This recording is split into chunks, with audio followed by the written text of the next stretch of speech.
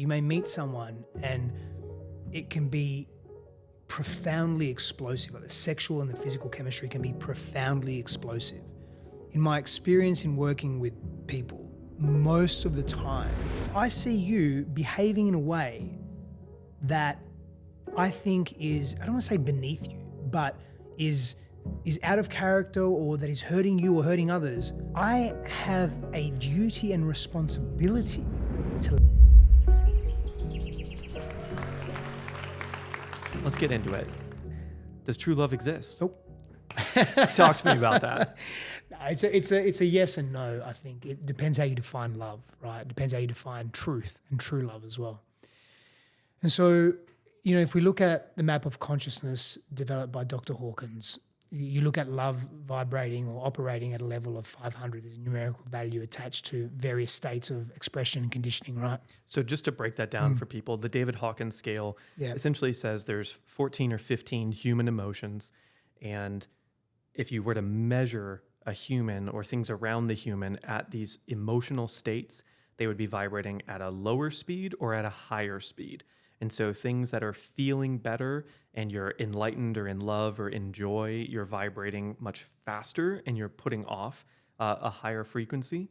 And if you're in fear or shame or guilt, you're vibrating much slower or at a lower frequency. So love, or unconditional love rather, you know, operates at that 500 to 600 mark, right? Which is very, very high, meaning that according to this scale, very few people across the globe either have access to that or can access that. And those that have are really those that stand out in the world. Think Nelson Mandela, think Mother Teresa, you know, I think she operates at 700 or somewhere there, you know, and so these are very rare qualities. And so when we're talking about that unconditional love, that love that of course has healthy boundaries and is bathed in self-reverence and respect, but is devoid of judgment, is devoid of criticism, is devoid of, you know, not to fast track or fast forward here, but it involves that individual doing their inner work, clearing the clutter of their past, really addressing their traumas that cause contraction in their body and in their mind that have them in those lower states. And they've moved beyond that at a very fundamental core level. Now, love, appreciation, care, because there's synonymous words that describe how we feel in the states that we enter, genuine care and consideration for someone.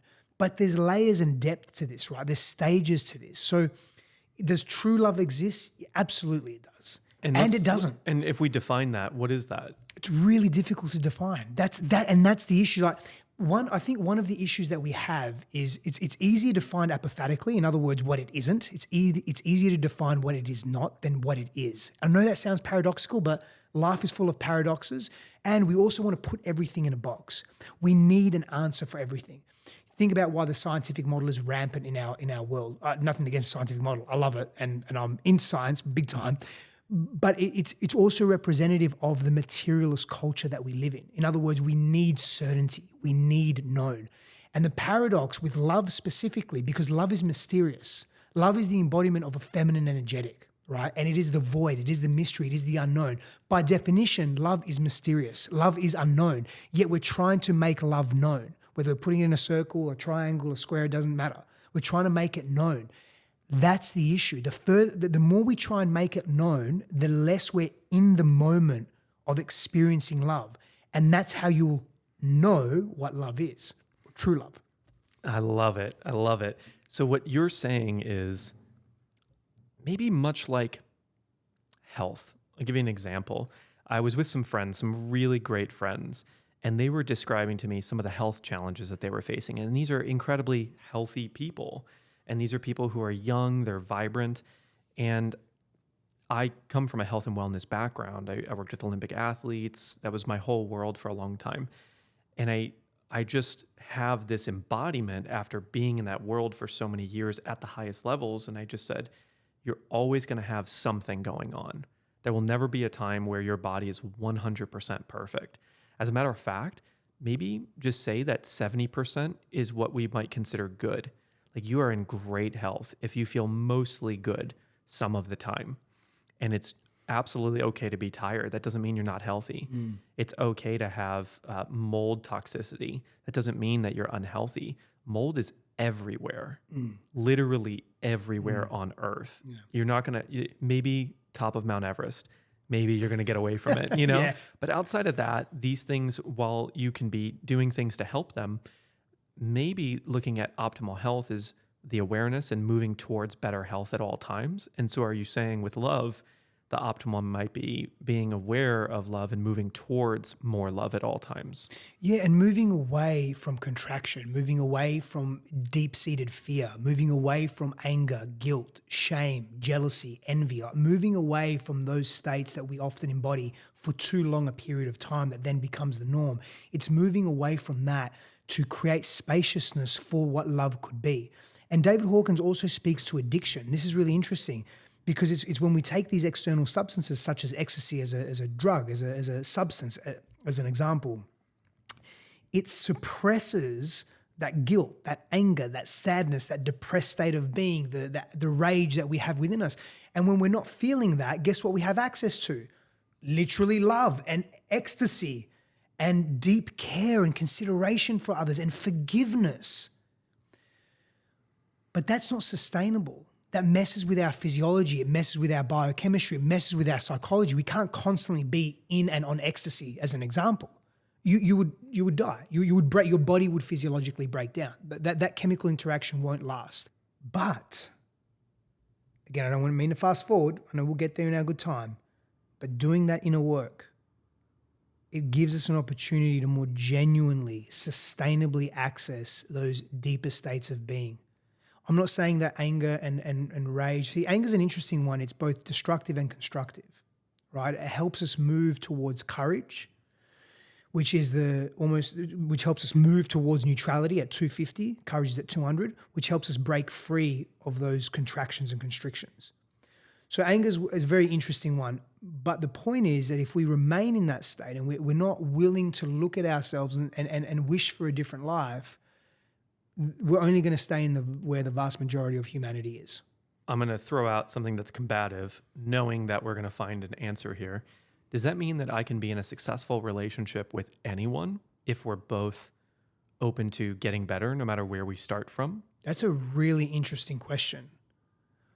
I don't know, because I'm going to say yes and again. We're going to live in the grey for a little bit, purposely, because I know that's going to upset some people. And I'm just so everyone knows, I love living in the grey, but I also love having standards and definition as well. So maybe you would call that overall being in the grey. But one thing I want to say to the love piece, when we're really observing and looking at true love, we can't even begin to embody or access or touch what love is if we are not clearing actively the junk that is in our system.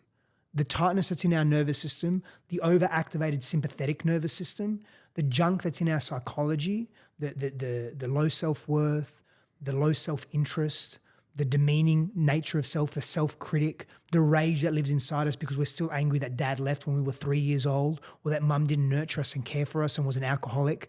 We have to move all of that stuff out of our system, and we can get into that later, what those details are, before we can even contemplate love.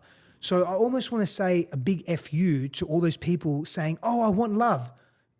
What you may want that and you deserve that and you are that, but what you need is to clear the clutter of the past first to truly access that, not in a synthetic way. And are you saying if you're in a relationship with someone who has not cleared the clutter of the past, that they must do that before? No, definitely not. However, I believe we all have to reach our own personal base level of inner work or maturity, spiritual maturity, emotional and relational maturity to be in relationship in a healthy way. It's more about willingness though. This is the key. If that individual is unwilling to look at themselves, to make changes in their lives, to truly listen to you as a partner, they're unable and or unwilling, the relationship won't last. You may though be mature at your level and you meet someone else and you love the qualities that they have. It's such a subjective thing. You love some of the qualities that they bring. Yet they're not at your level of, call it coherence or competence or maturity, spiritual maturity, emotional, relational maturity. That doesn't mean you can't be together. You've got to make that personal decision though. Terry Real asks an amazing question, and he's an old school relationship therapist. He says, and I'm going to paraphrase a little bit, but he basically says, is what I'm not getting from the relationship, the grief that I'm feeling from what I'm not getting from the relationship, does that outweigh what I am getting from the relationship? Because if it does, you'll struggle to stay together. But if you're that person that is, let's just say, more mature, forget about it being on a scale per se. It's more cyclical than hierarchical. But let's just say you're more mature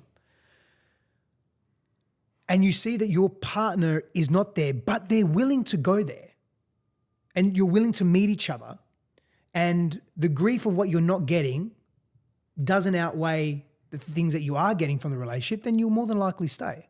Really and how subjective. would you weigh that? Because they're emotions, and emotions in one moment can feel... I don't think there's a quantitative measurement for it. I think it's really a value call. It's you sitting back, looking at your life, observing and saying, if you were to is this what I want? design the perfect 1 day or 3 day experience for someone watching this right now or listening to this, to do this check-in process with themselves, what would be that process? It would be, I couldn't tell you exactly what the process would be, but what I would tell you is this. It would be a combination of deep somatic practice, deep inner child work, deep relational reflective praxis. So in other words, I would want them to see themselves in other people and vice versa. So if it was a group setting per se, and if, at the very least, we would bring people in specifically. And without their partner around? Both, with and without. Yeah, absolutely. So what I heard is body. So like you've been saying, you got to reset the body, get it to a calm state, parasympathetic, rest and digest, in peace. Yeah. In order to make changes and transformations in your life, you're absolutely right. You can't affect or impact the way your body and mind has interpreted trauma and make changes in your life without first living, understanding it, like feeling, saying, oh, this is what it feels like to be in a regulated state. That's when you can then make change and impact in your own life. Until then, you're living from a dysregulated place. And that's why I actually explained why we still use hypnosis so much in RTT, is because it's a very fast way within minutes to get someone to that extremely calm state. Yeah, and that can then have an effect on the physiology, right? That can actually literally relax the physiology. Now you can access in safer ways these parts that you've been neglecting, these aspects of you that you've been avoiding for so long, and that clears the clutter, right? And so that 2 or 3 day experience is going to really combine various modalities, including hypnosis, including potentially NLP. I mean, it depends. It depends on, honestly, what I feel like in that time and what I'm reading from the room as well as a practitioner, right? And as a teacher. But it's going to be somatic. It's going to be psychological. It's going to be relational. There's going to be sexual practices as well. Self-imposed. And when I'm talking about sexual practice, I'm not talking about the act of sex or anything that's a derivative of that. I'm talking about creative practices. I'm talking about full expression of self. I'm talking about the personality coming through, the character of self coming through. What does that look like for you in practice? If you were to do something like that, what does that look like? It varies, but for me, if it's in relationship, it is radical honesty and transparency that may or may not involve the act of sex or physical intimacy. It may very well just be truth sharing and vulnerability. It may be sharing deepest fantasies. It may be asking questions. It may be asking for permission around what changes in the relational container, right? When I say permission, it's more blessing rather than permission, but open, honest, confronting dialogue. So that sexual expression can be a number of things. It can be sharing shame, right? It can be diffusing shame through physical intimacy. And again, physical intimacy isn't limited to sexual penetration. It can be far more than that. It can be a transfiguration, eye gazing, it can be holding each other. It can be dancing. Life is intentional. Well, life is unintentional until it's intentional. Mm-hmm. And when we make it intentional, that's where we see the most rapid growth. That's where we really grow. But even with RTT as an example, people they've come across a web page or an ad or something or a Facebook page or a social media page, and they've said, oh, that's interesting to me. They read through it. Oh, that really aligns. Oh, that where I'm at in my life. I think I could use that. Click, let me purchase that. Click, let me attend that. Click. They're being intentional and deliberate. They're taking themselves to a place where they know transformation is going to occur. Now, some people, a decent percentage, are going to not go because fear comes in and contraction comes in. The ego says, well, I don't really want to change. I like things how they are. I don't really care if they're good or bad. They're familiar and familiar is safe. So let me stay in that. I've got other things to do. I'm not going to go to this weekend retreat. I'm not going to go to this 1 week long RTT, whatever. But those people that are there, they're open. They come, they're open. They're receptive. So that change is going to happen deeper. It's going to happen faster. Of course, the modality carries great value. I'm not discrediting the modality in any capacity. I can use my stuff as an example. Every month there's breathwork for the feminine. Those women that come, they're there because they're open, they're ready.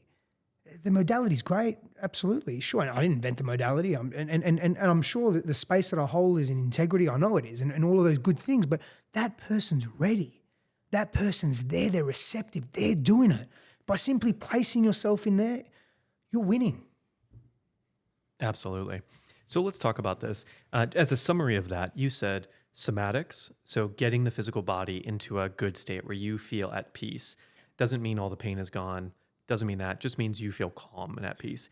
The second part was the emotional reflection. So maybe this is journaling, reflecting on the relationship or the relationship that Partner you want. work, dialogue work, triad work. Yeah, and definitely part of that is inner child work as well. And parts work as well as to me, that's an integral portion of the healing journey. Yeah, family systems work as well. Yeah, and then there's the psychological piece or the intellectual piece, the actual understanding what's going on. And then there's the sexual piece, which could have been all of those different intimacy things that you mentioned. And so those would be the 4 components of that weekend, if you will. Yeah. Awesome. Yeah. Amazing. So let's move on to chemistry. I'm curious, in your perspective of all these years helping people, what are the eras or the phases of true love, if we can call it that, the gray version of true love? So I know everyone knows the honeymoon phase, and then there's what other phases would you say you've experienced as a pattern across most people? Yeah. So something came to me about true love this is very relative to this and relative to attraction and the first phase of relating, which is the honeymoon period or the limerence phase of relating. There are various expressions of that. You may meet someone and it can be profoundly explosive. Like the sexual and the physical chemistry can be profoundly explosive. In my experience in working with people, most of the time, that is 2 trauma trains colliding really hard, and it's a massive trauma bond. Trauma trains. Yeah. Just they're on the same track, brother, and they are going at 200 miles an hour each. They are just racing. Anyone here experience that? Yeah, that's me too. That's the question, right? Like to ask everyone. So if the relationships that you've been in that have been highly physically explosive, how have they gone for you? But here's the interesting thing on that, another paradox. It's not for me to say or anyone to say this relationship should stay together or that relationship should not stay together. It's really impossible to mark that. You can look for signs that it's unlikely that relationship should be together. However, there's always caveats to that because it's such a subjective thing, meaning that those trauma-trained collisions, they potentially have a potential to be together long-term in a really healthy dynamic that can evolve out of the trauma bonding. See, the reason why they come together is they wouldn't, if they didn't have the explosive physical connection, they wouldn't come together because their trauma trains wouldn't be hidden and they'd repel each other. But there's value in those trauma trains because they're usually representative of unresolved, unprocessed pain, experiences that we've had generally as children. So we have an opportunity with this person to have a redo in a really meaningful way, but it's often too intense and we split up too early. Sometimes we have to. We're not meant to be together. We're not meant to work through it. It's just the way it is. You're just not meant to work through it with that person. And if you're wise enough, you can leave that relationship with some new tools and some new awareness, and you bring it into the next relationship. And the trauma train is not going 200 miles an hour, it's going maybe 150 miles an hour now. You can learn and grow. Most people don't. We just keep repeating the same things over and over again until we die. And so the piece around attraction is know that if you're colliding in that way, meaning, if you're attracting at great intensity, there's usually going to be something, more than likely something underneath that. So the opportunity you have is to look at yourself. Now, to your answer to your question about what's after the honeymoon phase is what I call the real phase. Now things get real. Now we're not just putting our best foot forward. We're not just polarized in the way that we see the other person, the horse, the blinkers are on. Now we start opening up. Well, they weren't so impatient when we first got together. Well, what's going on? Well, I'm noticing myself not being as physically attracted to the person. That didn't happen 18 months ago when we first met. What's going on? This person's changed, because it's always easier to project and blame someone else, right? So now we start being more of ourselves and we start seeing more of that person. Well, this is where the work really commences. This is where you have to realize that you're exiting the honeymoon phase. That's okay. It happens in cycles too, right? But you're exiting the phase and you're seeing more of this person. What are you seeing that you don't like in this person? Can you love that part within yourself? Can you own that part within yourself? Or maybe you're upset at yourself, or you're not settling into what this person is showing you about yourself. Therefore, you're judging that part of you as well. It's all a reflection to us, man. And again, I don't buy into the new age spirituality. Oh, you spot it, you got it. I mean, there's truth to that. But it's not all, relationships they're an interactive process. Hey everyone, thank you so much for listening. If you're loving this, please give the channel a subscribe, a like, leave a comment below, or a review if you're on a podcast platform. Thank you so much and enjoy. There's a thing in the Western world where we're over individualistic and we take over responsibility, and to me, that's just the opposite of empowerment. It's disempowerment actually, because it's completely off track. So we get into that. Whoa, let's wait. Can we Sure. steer this train in that direction? Change the tracks, baby. Change it. Yeah. Talk to me about that. Talk to me about this idea of responsibility and maybe disempowerment. Yeah. So when we take over responsibility, we're coming from a place of generally low self-worth, and it's or it's just a pattern that's been entrenched within us, and that's not empowering. We're not breaking free. Firstly, we're enabling that person, and that's not doing anything good for them. So you mean the Taylor Swift song? Maybe we shouldn't just sing along to it all the time. I'm the problem, it's me. Oh, that one, I don't know it. Oh. My daughter loves Taylor Swift, by the way. Loves. Wait. Here we go. Here we go.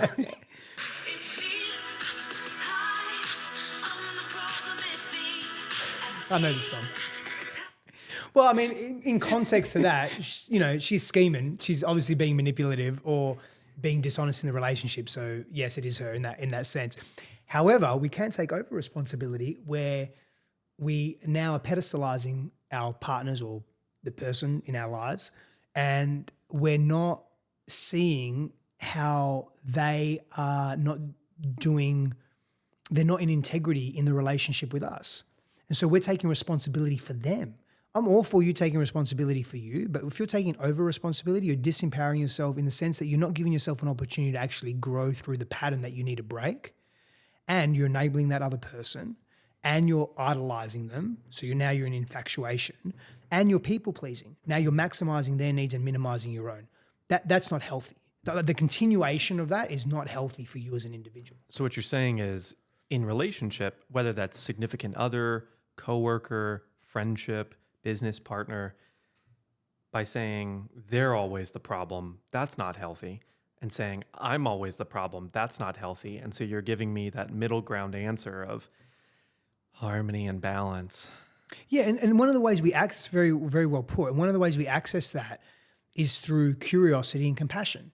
For ourselves, curiosity towards what we're experiencing internally and feeling, and also curiosity towards the other person, and then applying compassion. So meeting them with asking questions. Okay, so what did you mean by that exactly? Can you elaborate on that? Or what I'm active listening, like what I'm hearing you say is. So you're really listening to that person, and then getting curious about what you're feeling internally, and not blaming that person. Oh, you made me feel this way. No, they didn't make you feel this way. They behaved a particular way that activated something within you, because what activates within me may not activate within you. So if we see something happening here that, and let's just say I don't like it, right? Let's just use an example of, I see a parent. I'm a parent. You're not a parent yet, but let's just use this example. You have been a parent in your past. Maybe you're not a good example. Hold on. We can do a different person. We can do a different person. Anyway, let's just say someone that's a parent, someone that's not a parent. Not that someone that's not a parent doesn't have compassion. Absolutely they do. Often deeper than people that are parents. In fact, that's not definitely, it's not on that. But let's just say I specifically see a father being a particular way with his child. And let's just say that affects me in a particular way. Because, oh man, that's, I'm a father, and if I did that, and also just my own constitution, how I am personally, and I know myself in that way, I would think to myself, oh man, if I did that to my daughter, I couldn't. And let's say you're looking at that, and you're still not liking that, what you're seeing, you don't align with that behavior, but how it lands in you is, firstly, because we're different people, it's going to be different. We have different set of historical perspectives. But then with that identity as well, it's going to be completely different. So my point is in saying, oh, you made me feel this way. No. You behaved a particular way, and what happened was I had a feeling about that, and when I trace back that feeling, the core of it, I can really connect it to an experience or experiences I used to have when I was younger that reminds me of this. And so my need is to do some more work around that, but my request of you is to not behave in that way if you're willing to, so it doesn't activate me. These are mature conversations. Mm-hmm. But what do? We usually project. We usually get angry, we shame the other person, we shut down, we walk away, we get aggressive to protect ourselves, to control. These just keep playing, and this is what happens in that phase of the real relationship now starts to come to fruition. We just start to project, we get angry at the other person, we get frustrated with the other person. If only they would change, if only they would do this differently, if only they were like they were when we first met them. So now instead of polarizing them and seeing them like they can do no wrong, now you're seeing yourself, oh, I can do no wrong, but they're doing all the wrong. That's what generally happens in those, we'll call them unhealthy paradigms or immature relationships. And they just keep going and going and going until they either break up. And to me, that's a premature breakup if you haven't grown and learnt from that relationship, or they'll actually go get some support, external support, because we're relational beings and we need help. And then they may work through that, and that can let them go to the next phase of relating. And I'll get to that in a moment. Or they actually break up, and that's cool. Like, not all relationships are meant to stay together forever. It's not about that. Like, that's an unrealistic expectation to have, actually. Any relationship, any friendship, any intimate romantic partnership, at the very least, people physically die. And so that form and expression of relationship is over at some point. It may not be over here. Like, my grandparents passed away a few years ago, but they're always here. They're always here, and they're with me. Like, they're in my consciousness, they're in my awareness. But the relationship is different. I can't touch them like I did. It's different. So things will always change. So that third stage of relating, if they can get through that, if they can get through that real stage, is what I call that settled stage. And this is where you're not only deepened in your maturity, but you're deepened in your relational nature, meaning that you're in deeper acceptance, you're in deeper love, you're in deeper curiosity, you're in deeper consideration of your partner. You're less triggered because throughout that whole process, you've done a substantial amount of inner work. You know your partner at a greater depth. You have now accepted more of their parts, and they have accepted more of you. Now you see that little boy or that little girl in them when they're activated or reactive in their posture, and you don't need to react. You're able, in this stage, in this settled stage, you're able to be, in the previous two stages, in the honeymoon stage doesn't happen too much, but when you get into that real stage, when your partner gets triggered, you're going to get triggered, and vice versa. In this settled stage, there's commitments, there's agreements in place. You're more cognizant of each other, of the relationship. Now, when they get, one of the agreements could be, if you're reactive or if you're in a tough spot, I'm going to do my best to stay regulated for you. I'm going to listen more. I'm going to be there for you in the ways that you need. You have these preset agreements, even in how you argue, how you do conflict is agreed upon. So I would say those are the first three stages of relating. Yeah, so it's honeymoon, friction, settled. Yeah. Beautiful. Yeah. So walk me through what you think the key principles would be, and hopefully there's not more than three, but maybe there are, maybe there's less, of either, and I'm going to throw an assumption out there that may not be true, to be ready for incredible love and an incredible relationship, or to go deeper in love and in the relationship that I'm in. Yeah. And I presume that they might be the same principles. Yeah. Yeah. Let's explore that. I'll say one more thing to the relating phases. One more phase. If you're still together and you get to that point, it's that the relationship exists now, not only for you or for the relationship itself, or the third entity of the relationship, but it exists for all of those around you that you come into contact with. It exists for the world. And some of this work comes from David Data's assessment of relating, of intimate relating as well. And I've sort of just really looked at that and looked at the value of relationships, how they impact the immediate circles that surround them, you know, so, say the children, if there's children in that relationship, family, close friends, you know, the concentric circles that just go out now, and to the people that are unknown in your life, like the strangers per se. Now, how does the quality of your relationship and interaction, you know, affect implicitly, explicitly the hearts and minds of those that come into contact with you and those that will never meet you?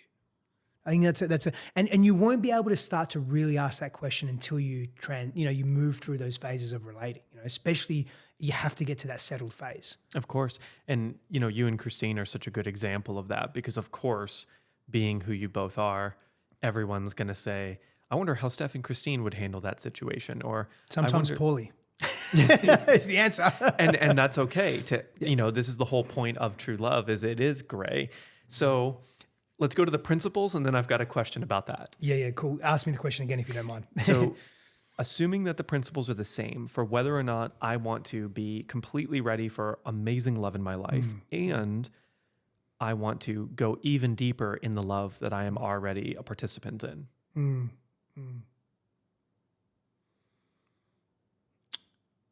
Do your inner work. It's got to be a principle. You've got to be committed to growth. Call it committed to growth. If we double click on that alone, what would be within inner work?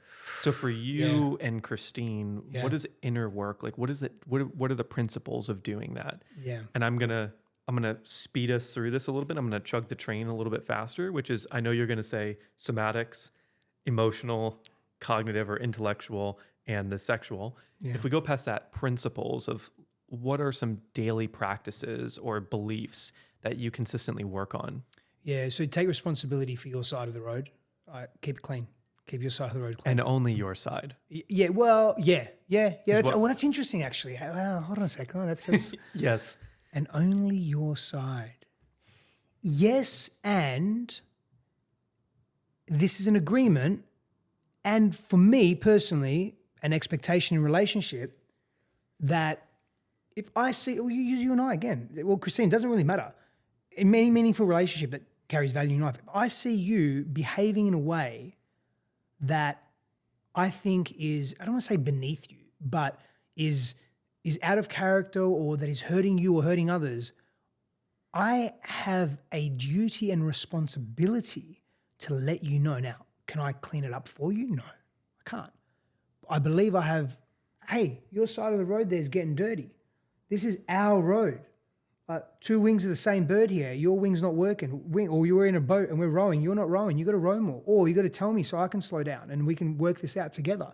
But I have a responsibility to point that out to you. I think for both me and for you and for the greater good, if you like. So it was interesting. That's why I paused when I said, and I don't know if you probably did it on purpose, but it was a good question. So that take care of your own side of the road. You need personal space. Away from the partnership, away from that relationship. You do your thing, your own hobbies, your own friends, your own, whatever it is. Your own interests, your own hiking, your own disappearing. You know, men and women will have different practices, or the masculine and feminine will have different practices. You need that. You need time together. You need time together. You have to allocate, you know, a friend of mine says they allocate making love, having sex 2 times a month. And he says, like, yeah, and I get it, you know, we'll put it in the calendar, but it works for them. And it's really beautiful. And they are very connected when that happens. Because life gets busy. They got children. So you've got to schedule time together, irrespective of what that looks like. In other words, what underpins all of that is effort. If you don't put effort into a relationship, if you don't put effort into your role as a CEO, if you don't put effort into the beautiful creative work you do with a camera, you're not going to get a result that you're going to be deeply connected to. It's the same with intimate relationships. We have to put effort in. You want to grow our business? Put effort in.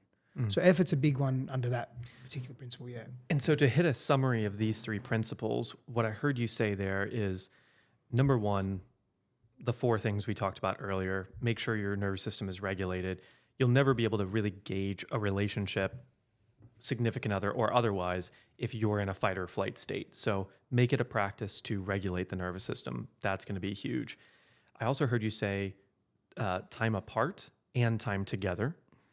And then on this last one here, can we dig into this and get some details into effort? So growth, continuous growth in anything, when you think about your relationship and you think about effort, can you just give us some examples or categories to be thinking about that you use? Yeah.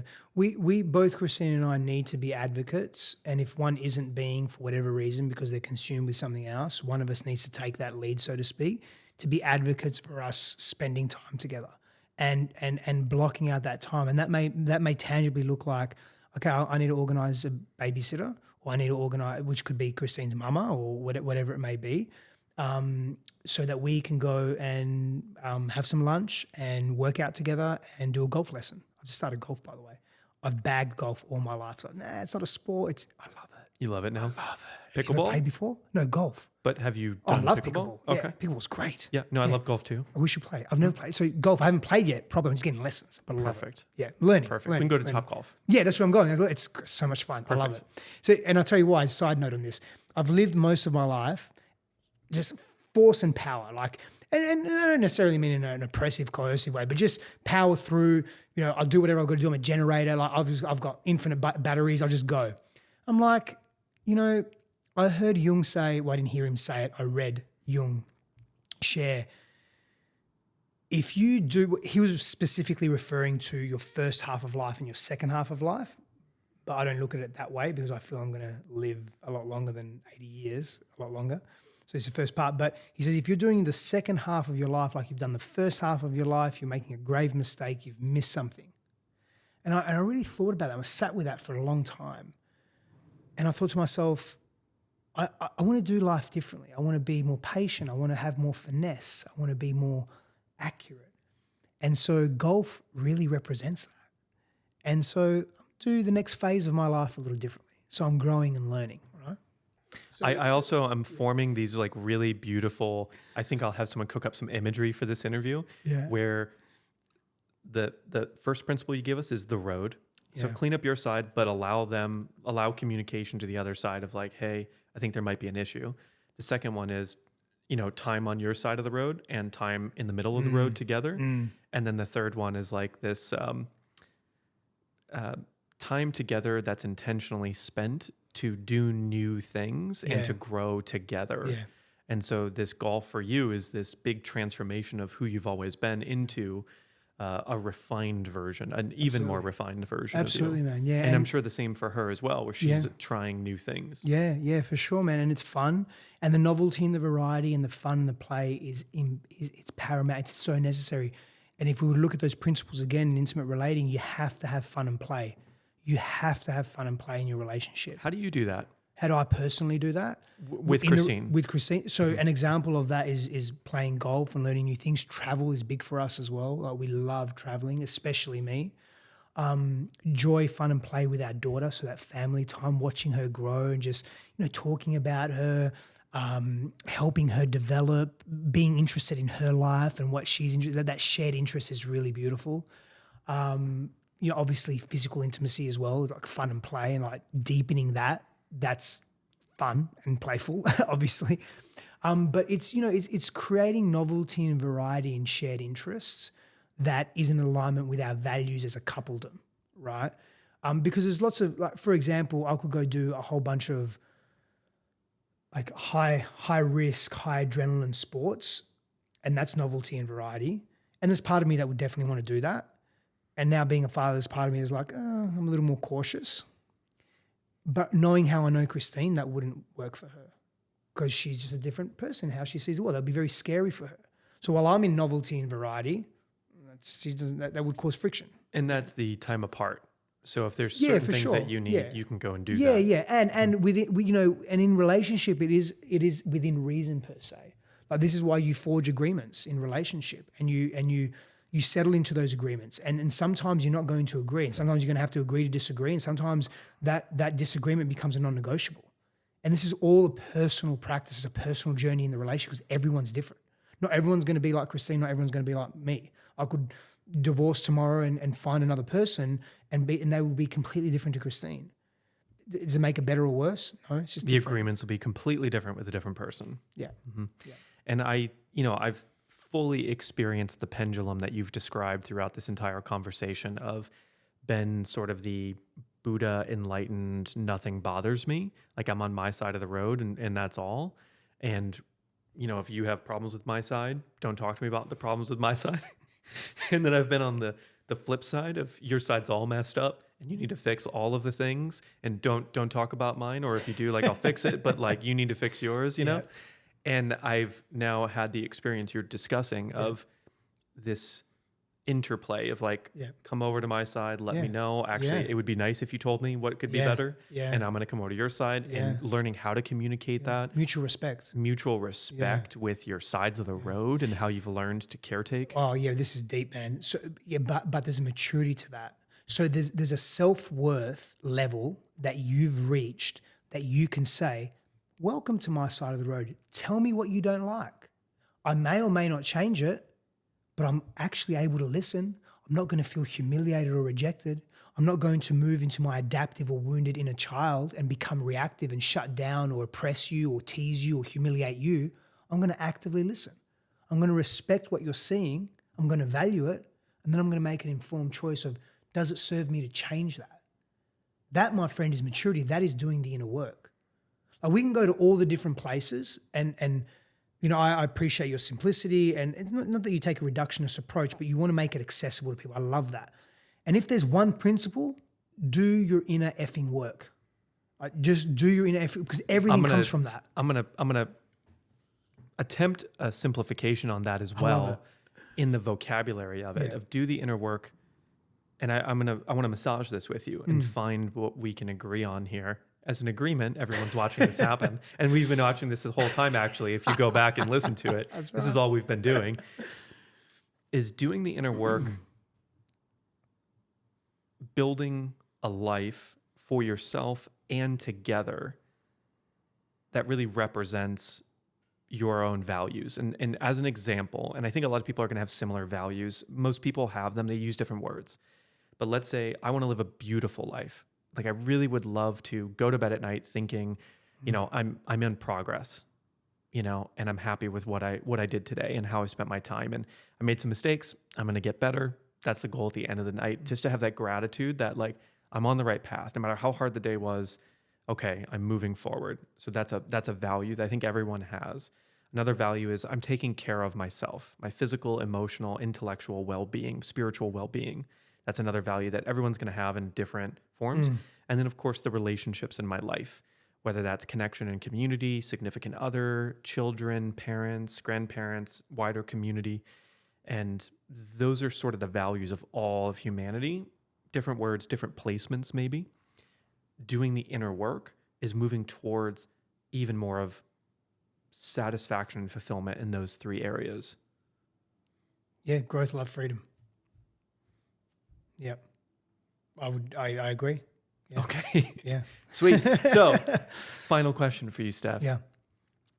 If all of our goal is to live an even more beautiful life, after watching this interview, what is one thing you would leave us with that if this was the last thing you were ever going to teach, what would be the knowledge, the wisdom you'd leave us with? Don't be afraid to go to the places within yourself that feel really scary. There's so much growth, wisdom, love, and freedom in those places. There's so much relief and reprieve and access to more of yourself, to more of a whole version of yourself that has always been there, but you believe and think it's fractured. And you'll actually find it in those places that you've been avoiding. So if you can be willing to really look at those parts, touch those parts, and be with those parts, you will fundamentally feel safer in your body. You will feel more fulfilled in relationships, and you will have access to dreams and visions that will become a tangible reality for you. Not that the material world is the be-all and end-all, but even if they didn't, you won't care because you feel so fulfilled intrinsically within. And it is in accessing those places that are dark for you, that are deep and painful for you. And it's not because I want you to suffer and I want you to be free. I want you to be free, and it's convenient to be attracted to what's convenient. The joy, hey, here's $10 million, skip tax-free, take it. Yeah, you're going to smile. Hey, but here's that thing that lives within you that's been there for 20 years that you're not looking at. Well, I don't need to look at that. But that thing is what's actually going to give you freedom. The places that we avoid within ourselves are the places that give us the things that we actually desire and deeply deserve. Mm. You don't have to answer this question. Could you give me a personal example of just one of those things to really paint the picture? Give you several, yeah.